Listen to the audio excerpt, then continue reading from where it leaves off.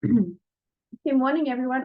Afternoon, sorry. Thank you for coming to this webinar. I'm Punita Renjad, and today I'm going to be talking about the 5 financial habits for business success.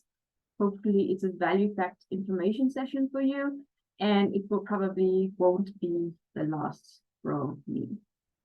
Can everybody see my screen and everything okay? Put a thumbs up or a yay or a nay. Cool. Thanks, Chantal. And let's see. So if you have any questions, please put them in the chat bar and I will have a look at them at the end.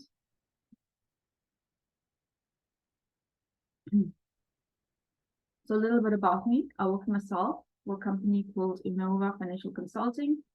I put up the QR code if anyone wants all of my details, or there's my cell phone number and email address. I am a virtual CFO. I offer virtual CFO services, but I also am a business coach and I offer courses for the business owner to translate finance to English. So if you're a business owner, you're probably quite stretched in many different directions, or you can be stuck and you don't know what to focus on, like what is important, too busy working in the business and not on the business. And sometimes being like this can give you the illusion of moving forward, but being busy doesn't mean there's motion going forward. And that's where I think good habits can come into play. A good habit is something that is done regularly. There's cadence, there's consistency. And with good financial habits, business owners can manage their finances, make informed decisions, and take advantage of opportunities that lead to growth. So today I'm going to cover 5 habits that I believe are important for every business owner to perform, and they will help you manage the finances adequately and will keep your business nice and healthy for as long as you want it to be around. Now, this is a statistic that's unfortunately not unique to South Africa. 70 to 80% of businesses failing because of poor cash flow. But the truth is, it's not really the cash flow that itself that kills them. It's the thousands of mistakes that you make within your business that I like to call them the 1,000 little deaths that you die before the final meal gets hit for you. But by performing financial habits consistently, you can transform your business into, from a crisis point to opportunity, to the point where there's opportunities from growth and hopefully bring some stability to the business so they are thriving instead of just surviving.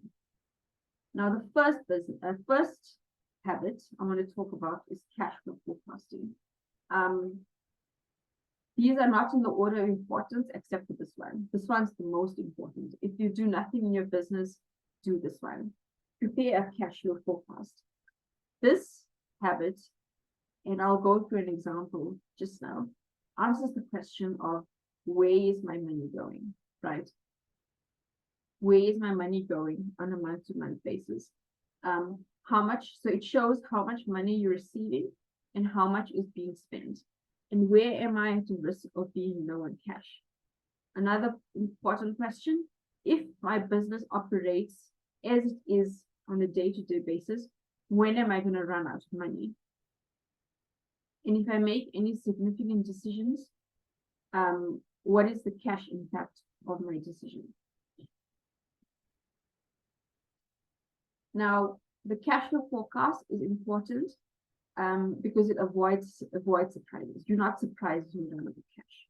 And if you have this really good problem of having too much cash, you could have the opportunity for business to take on more investment opportunities, right?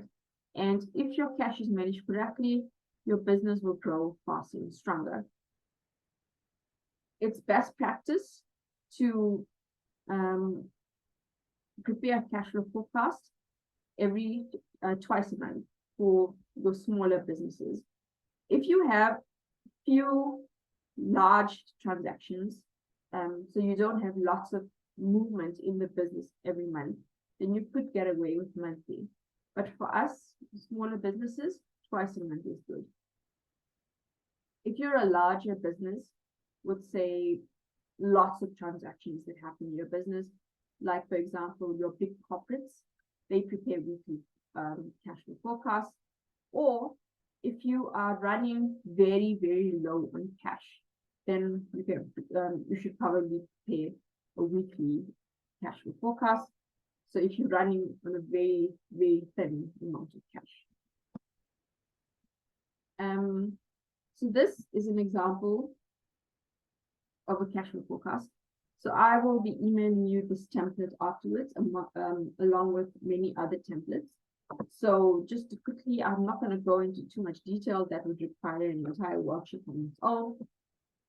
You start with, just say, you can see this is November, and we have our current bank account balance, then cash coming in, and the various dates and various months of things coming in, cash going out. In this example, you can see that this business, the cash coming in cannot support the cash going out. And it's in a negative cash flow balance, and it eventually runs out of money in May over here. Now I put in a little what if analysis at the bottom. So if you've got, I hope you guys can see this, but it says, what if we hire a new employee? Then you've got to pay them a 40,000 in a month salary, and they bring in revenue of 75,000 rand. In this case, the new revenue compared to the salary was not enough, and we still run out of money in May. Okay, so that's just a brief overview of the cash flow forecast. I will probably have another workshop on a cash flow forecast in the future. So if you want to attend it, please look out for that email. Your second habit is the monthly financial analysis. It is very past focused, looking in the rearview mirror. How have you been doing so far? How do you track against your goals? And it's very useful to identify problem areas. Now we're here to compare your current performance, how the business is doing right now, to the past, and you can use this to spot trends and cash flow issues early. It helps you to plan and make good decisions, and like I said, keeps you on track. It shows you how on track you are with your business goals, and ensures legal financial practices and manages risk. So an example I can give of that is, if you have a shareholder loan, if you're one of those, if you as a business owner have been putting a lot of money into the business, and the business owes you money via a shareholder loan in your balance sheet. Now, if you're taking money out of the business via the shareholder loan, and so if you just say you're putting 10,000 rand, and every month you're taking out some money, but if you overdraw that loan account, there is tax implications for that, right? So you can track that shareholder loan to see that you don't overdraw that account, and you're not at risk of paying tax on that. So that's just one of the examples. There's definitely more examples where that came from. Different kinds of monthly financial analysis: budget versus actual analysis, comparing the amount you planned to spend versus the amount you actually spent, also comparing it to how you did last year. Then there's the ratio analysis. I'll go through different ratios just now. You check the health of your business by comparing your different metrics and ratios. Example, your gross profit percentage or your net profit percentage. Just to see that you're tracking on with your budget or your prior year. So this is a template that I will be sending you in the email just after this session. So this is just an example of a actual business budget template. So you can see, so how this would actually work is, we are in 2023, and just say your financial year began in March, and we are in November. We just finished October, so March to October would be in your year to date column, and then what you expected just to for the financial performance would be to be in the budget column, and then March to October for 2022 will be in your prior year, and then you're comparing year to date in budget and year to date in prior year, right? And there's your ratios over there. And I mean, you can use this template. That's absolutely fine. And also, if you have a really good accounting package, I know Xero does it, I'm sure the other ones do as well, you could probably set it up and just pull this template every month to analyze, right? I don't think they do ratios, so you would have to go and apply the ratio yourself. Or you could probably buy out a software that does it for you. So those are the different ratios. I taught teacher module of this in my financial analysis course. So that's your current ratio. These test how well the company is doing from a liquidity point of view. Then there's inventory turnover, average collection period. There's your profit ratios here at the bottom. I would say these two are pretty important. If you have inventory, this one's quite important. If you have a lot of debtors, that one's important. But I'm not going to go into too much detail. But it's really important that you know that you apply ratios in your monthly analysis. Annual tax review is your third habit. Now, I'm not a tax specialist, quick disclaimer. I know the tax laws from a basic point of view, but if you want to do a proper tax review, which I highly suggest that you do one every year or when your business undergoes a change, to make sure that you're not paying more than you should, right? So there's tax evasion and there's tax avoidance. Tax avoidance is the good one, where you structure your business in the most tax optimal way. Tax evasion is the bad one, the one you can go to jail for. So we want to be in the tax avoidance category, right? And there's all these legitimate ways that you can structure your tax affairs so you pay the least amount of tax possible. Tax evasion, bad. You can get into trouble with that one, so don't do that. But speak to a tax specialist. It could be different for someone that does your taxes. If you have someone that does your taxes and is advising you on the least amount of tax, that is very good. But it could be someone, it could be a different person, okay?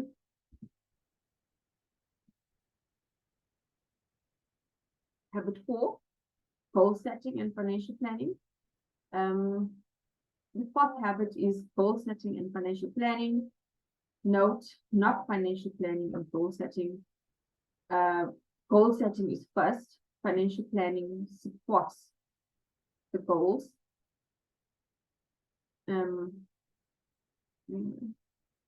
Yeah, your goals come first and they are supported by the financial plan. And goal plus financial plan is all about choosing the destination and mapping it out using a financial plan. And then every month you perform a financial analysis to see that you're on track to reach your goals.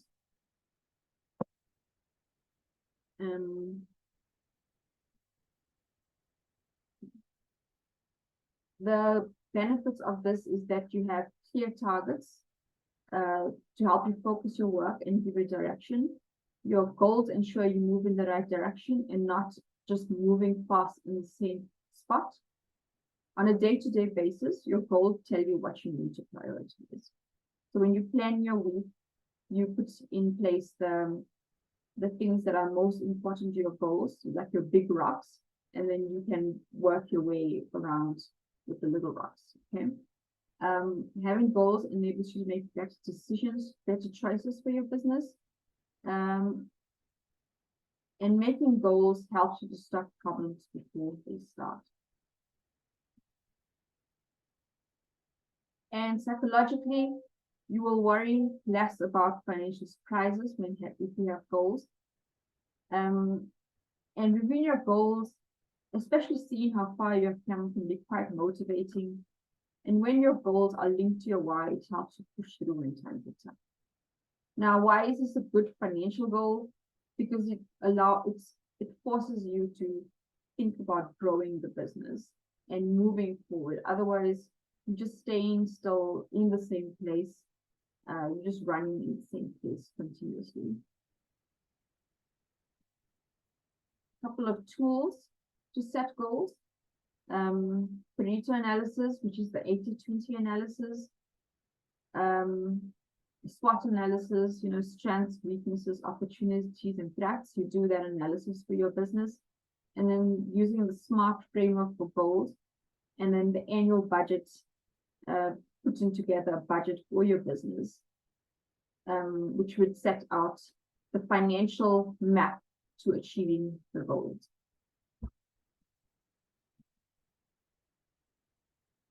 The goal setting template. If you've done coaching with me, you might recognize this. I used to have a system that used to do this, but now I've put it together in Excel. So you can put the goals here and the strategy that you put together to achieve the goals, and the different actions to achieve the goals, and then the different deadlines. It's all in the pack that I will be sending to you afterwards. And here's a budget template. Looks very similar to your monthly and financial analysis. It's all the same templates. It's just moved around. Everything is moved around. And yeah, there's a lot of detail in there that you can use.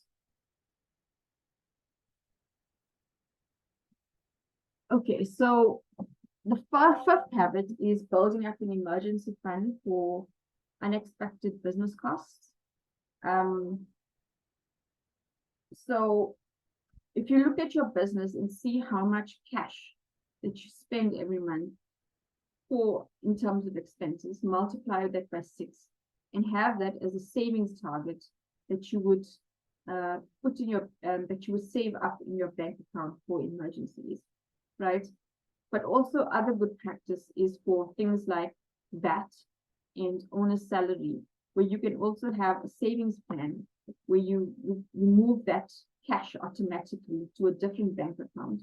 So you have cash to pay for that, for example. So you're not surprised when your VAT bill comes around and you've run out of cash. Now, if you work in, if you have a good accounting package, you probably have something called the VAT control account. And good practice is to have your an amount saved in your bank account equal to the VAT control account, right? And if you want to pay yourself a 10,000 rand salary every month, make sure that's put aside in another bank account first before paying for other expenses, because nothing's more demotivating than being the owner and not getting paid. And regular contributions to this fund can ensure readiness for any surprises, and having these savings help maintain stability and avoid debt. So also a benefit of this is when COVID hit, right? We were all shut down for quite a long time. But if you had these 6 months worth of cash saved up, you probably had a 6-month head start on companies that did not have this buffer. And you probably had 6 months to get your act together. So, having this buffer will save you if something like that happens again. So, I mean, I've talked about the cash, the the 6 months of expenses. I've talked about that, and I've talked about the owner's salaries, but maybe there's other potential emergencies very specific to your industry that you want to save to, right?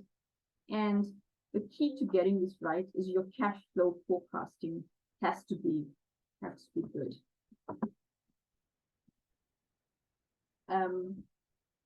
And you probably have to be on top of that calculation of, preparing a cash flow forecast. And you should also update the calculation of how much needs to be saved. I'll go through an example of a calculation now. And I'm not an expert, but how you might want to put it in the money market account where you can beat inflation and all of that. And also utilizing the auto transfer facility in the bank so that automatically goes to a savings account and you automatically have its buffer. Here's the example that I was talking about just now. So just say when we did our cash flow forecast earlier, the expenses per month, that the expenses outflow from our bank account is 20,000 Rand. So we want to have a target savings in our bank account of 120,000 Rand. Just say the VAT that we have to pay every 2 months is about 30,000 Rand. Then we'll have that amount saved up as well, and the owner's salary, and your total savings target should be 170,000 Rand, which you just have saved and only dipping into that fund for like real emergencies. If it's not a real emergency, then try and find another way of dealing with that. Okay, so this is a bonus habit. I mean, I already have put the marketing stuff together with 5 financial habits, so I've added 2 extra habits, but if this is not a financial habit, so I guess that's fine. Setting aside time, blocking it out in your diary, and be deliberate about reviewing the finances. Make it a non-negotiable thing, like brushing your teeth or fetching your child. Those are non-negotiable things, right? So make it non-negotiable, be deliberate, be intentional, and do it at least twice a month. The more you do it, the easier it gets. The first time you do it, it's going to take you like a long time, but as you do it, as you get better at it, it becomes easier. And another one, which I think I'm going to mention, but I haven't put it in the slides, is documenting systems in your business and having systems in place for like things that you do regularly. So how to put a proposal together, have a proper system in place, and that way you can delegate tasks to different team members, and just documenting things within the business if you have intention to grow. I mean, otherwise, if you owner managed and you are the center of the business, then it can become less draining on you if you document the systems and you're able to outsource everything. Now, I was not expecting to be done so quickly, but if anybody has any questions, that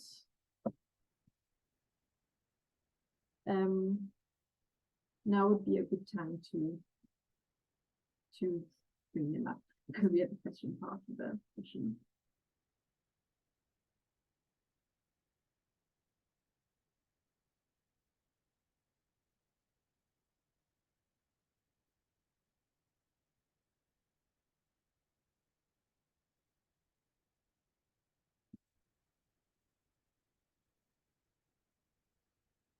Okay, cool. Everybody knows all of their finances. They are happy.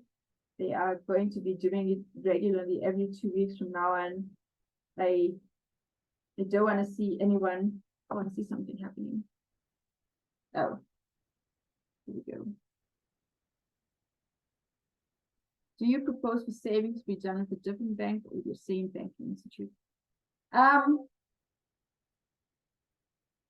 Who's going to give you the best interest rate?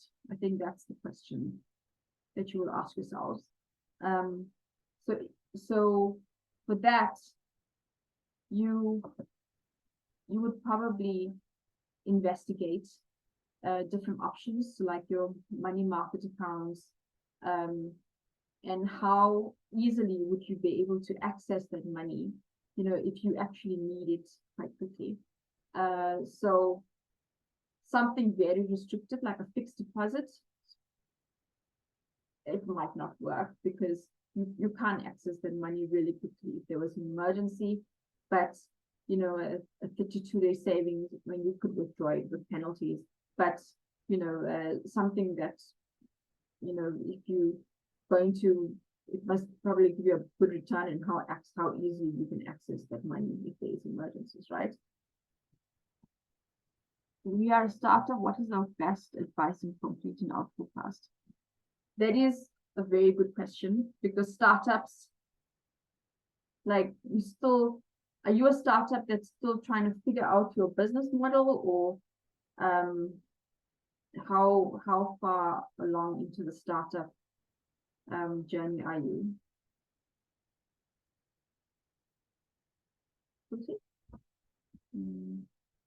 We know the business model. Okay, so startups are a bit difficult, but you would probably have, if you're doing a lot of transactions, forecast every single week, just so, because your everything's always changing, like nothing's certain. So I would do it every week and have the discussions every week of what is going on this week, so that you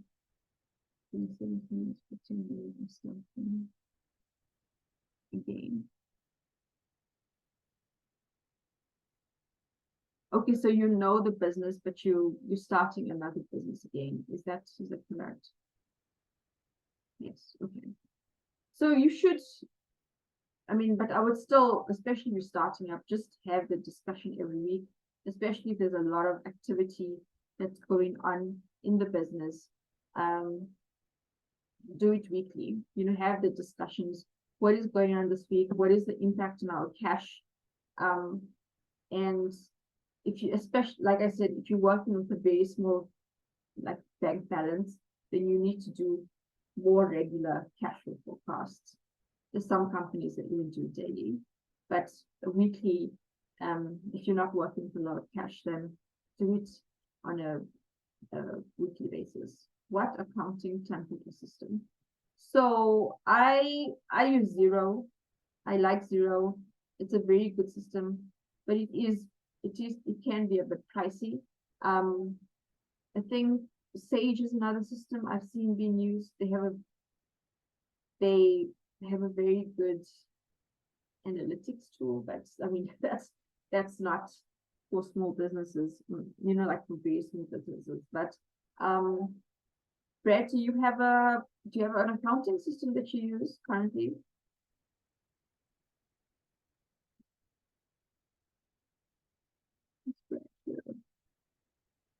Brad?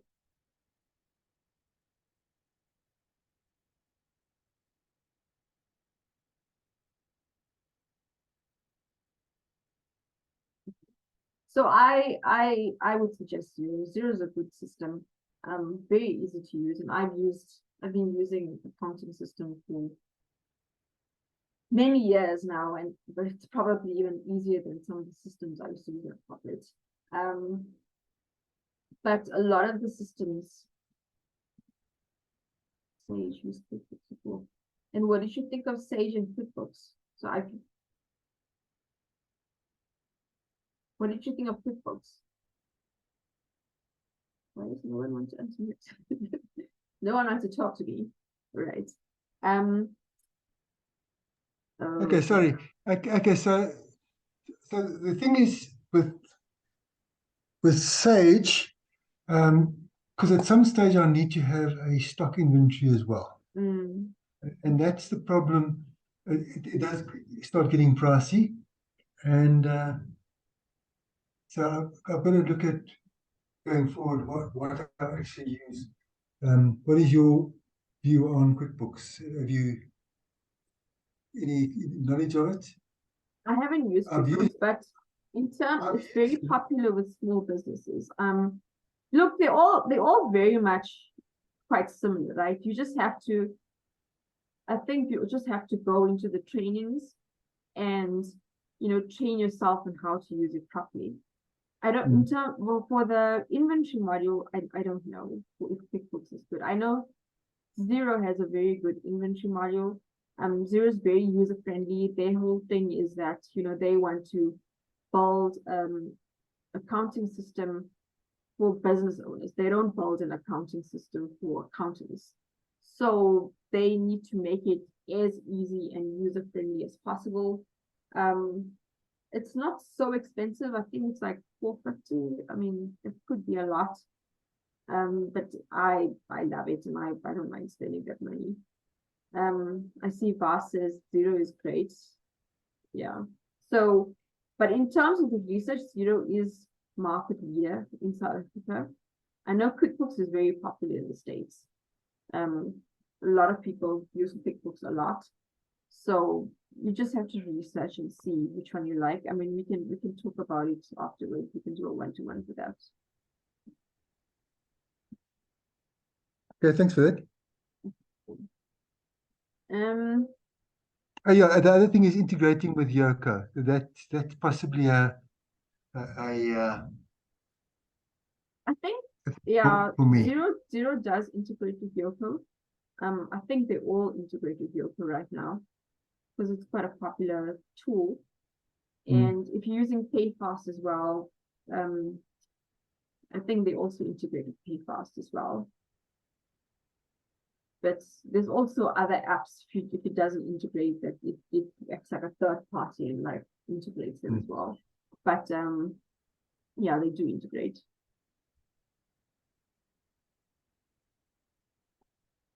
That's all I've got. Cool, thanks, Brad. Any other questions?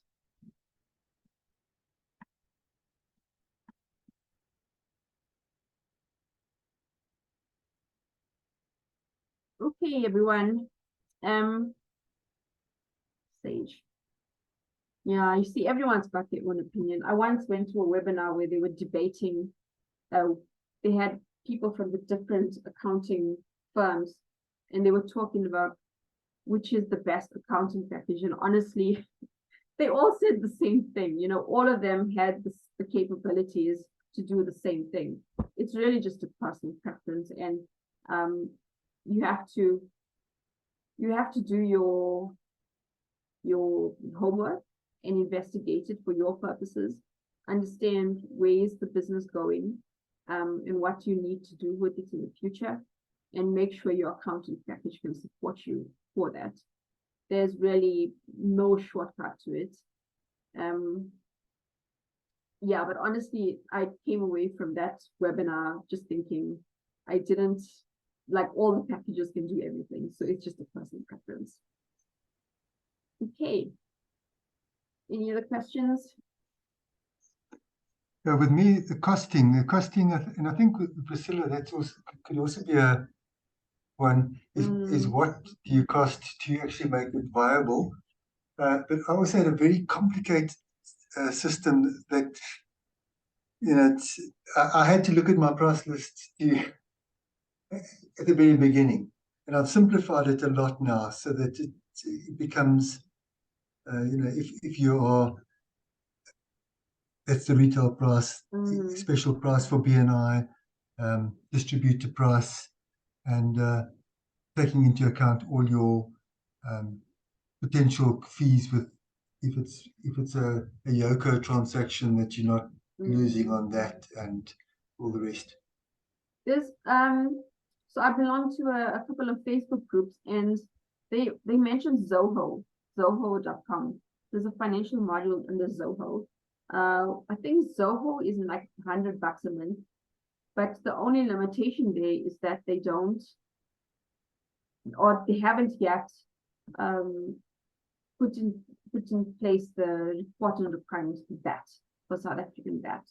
So that might be a problem but if you're not VAT registered, it might be a good interim solution. And then once you are VAT registered, figure out if there's a workaround within your Zoho, or move to another platform if you can afford it, like Sage or Xero. So that could be a workaround for that.